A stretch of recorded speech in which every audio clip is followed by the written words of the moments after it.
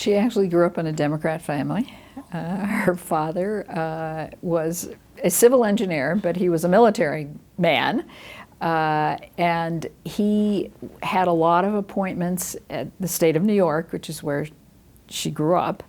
And, those appointments were, were political. So he had a lot of political appointments from the governors and so forth. And so she grew up in a very politically active Democrat, not real active, but they were involved. And she talked about one time when I interviewed her for her memoirs, the book we did, she talked about taking a photo of Herbert Hoover and sticking a pencil in it. This is as a kid, right?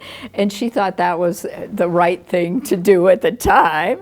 And so she grew up in a very politically active, not politically active, but in a Democrat family.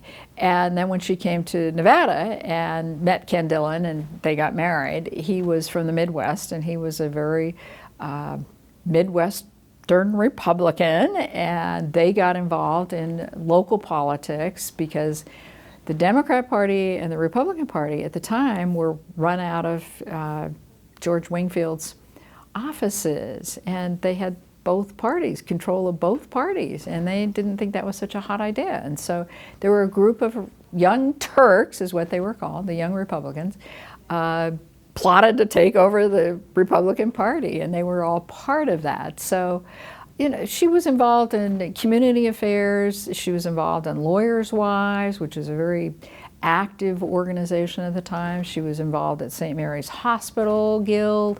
So she was involved in a lot of community things. And then with my dad being involved in the Republican Party, she was with that also. And then he became chairman of the state party, and she was involved in all of that. I remember going to the state national convention in San Francisco, and he was head of our delegation. And then she worked on campaigns, and notably Paul Laxalt.